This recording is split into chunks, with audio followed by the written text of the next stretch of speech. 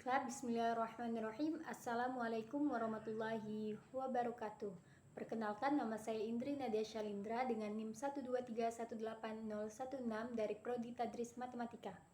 Nah, kali ini saya akan menjelaskan tentang Islam dan pengetahuan tradisional mengenai pengobatan, cocok tanam, arsitektur, kuliner, pantang larang, musim, iklim, dan juga navigasi. Nah, adapun definisi Islam dan pengetahuan tradisional. Islam ini adalah agama yang didasarkan pada wahyu yang diterima oleh Nabi Muhammad SAW melalui malaikat Jibril. Nah, ajaran Islam tercantum di dalam kitab suci Al-Quran dan juga hadis yang mencangkup tentang prinsip-prinsip keesaan Tuhan, ibadah, etika, dan tata cara hidup. Nah, penganut Islam yang disebut Muslim mengikuti 5 rukun Islam sebagai dasar keimanan dan praktik mereka. Pengetahuan tradisional merujuk pada kumpulan pengetahuan dan praktik serta kepercayaan yang diturunkan dari generasi ke generasi dalam suatu masyarakat. Nah, ini mencangkup berbagai aspek seperti pertanian, pengobatan, adat, dan juga adat istiadat. Pengetahuan tradisional seringkali bersifat lokal dan terikat erat dengan budaya dan lingkungan yang spesifik, serta mencerminkan pemahaman masyarakat terhadap alam dan juga kehidupan. Nah, kedua konsep ini bisa saling berinteraksi. Nah, misalnya dalam konteks komunitas muslim yang menerapkan pengetahuan tradisional dalam praktik kehidupan mereka sehari-hari. Adapun keterkaitan antara Islam dan juga pengetahuan tradisional. Keterkaitan antara Islam dan pengetahuan tradisional dapat dilihat dari berbagai aspek. Yang pertama yaitu tentang nilai moral dan juga etika. Kedua, tentang praktik sosial dan juga budaya. Ketiga, tentang pertanian dan kehidupan sehari-hari. Keempat, tentang pengobatan tradisional. Kelima, tentang pendidikan dan ilmu pengetahuan. Dan yang terakhir yaitu tentang spiritualis dan juga tradisi. Nah, adapun contoh dari pengetahuan tradisional. Yang pertama itu pengobatan, yang kedua cocok tanam, yang ketiga arsitektur, yang keempat kuliner, kelima pantang larang, keenam musim dan iklim, yang terakhir yaitu navigasi. Nah, pengobatan di Borneo banyak menggunakan ramuan-ramuan herbal yang dikenal oleh masyarakat setempat. Dalam konteks Islam terdapat penekanan pada kebersihan dan kesehatan, sehingga praktik pengobatan tradisional sering dipadukan dengan nilai-nilai Islam.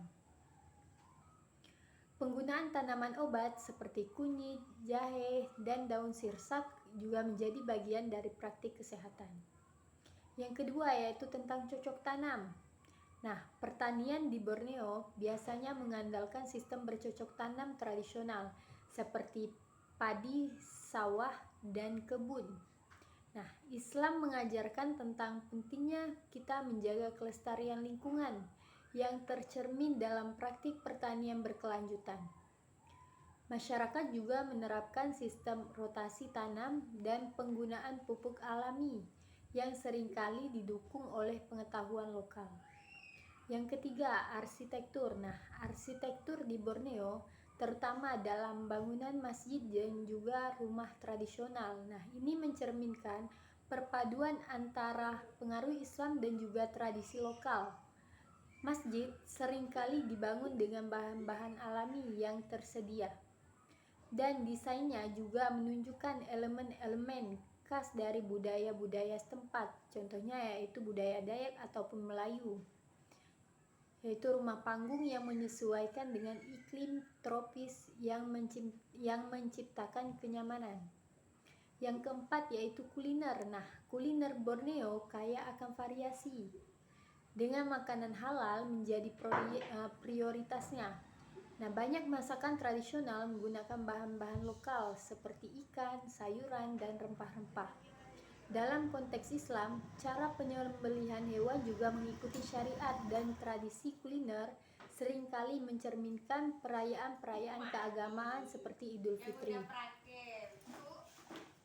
Yang kelima yaitu pantang larang. Nah, pantang larang di Borneo sering berkaitan dengan kepercayaan lokal dan juga diadaptasi dengan ajaran Islam. Nah, misalnya beberapa komunitas mungkin memiliki larangan-larangan tertentu mengenai waktu dan cara bercocok tanam ataupun berburu yang dihubungkan dengan praktik keagamaan. Nah, nilai-nilai keagamaan memperkuat dan melestarikan pantang larang ini. Yang keenam yaitu musim dan iklim. Masyarakat Borneo sangat bergantung pada pola musim dan iklim dalam menjalankan aktivitas sehari-hari, terutama dalam pertanian. Nah, pengetahuan tradisional mengenai musim tanam dan panen serta adaptasi terhadap perubahan iklim seringkali dipadukan dengan kalender Hijriah yang membantu dalam perencanaan aktivitas keagamaan dan pertanian. Yang terakhir yaitu tentang navigasi. Nah, navigasi di daerah pedalaman dan sungai-sungai di Borneo sangat penting baik untuk perdagangan maupun transportasi. Pengetahuan tentang arah, arus sungai, dan penggunaan tanda-tanda alam menjadi kunci dalam konteks Islam. Pelayaran menuju tempat-tempat suci seperti Mekah juga memerlukan pemahaman tentang navigasi yang baik. Jadi, kesimpulan dari Islam dan pengetahuan tradisional yaitu persentuhan antara Islam dan pengetahuan tradisional di Borneo menciptakan kombinasi yang kaya, mencerminkan adaptasi nilai-nilai agama dengan praktik budaya setempat. Ini menunjukkan bagaimana masyarakat dapat menjalankan kehidupan yang harmonis, mengintegrasikan aspek spiritual dan tradisional dalam aktivitas sehari-hari. Nah, interaksi ini tidak hanya memperkaya identitas budaya, tetapi juga membantu pelestarian pengetahuan lokal yang sangat berharga. Mungkin hanya itu yang dapat saya sampaikan, kurang dan lebihnya saya mohon maaf.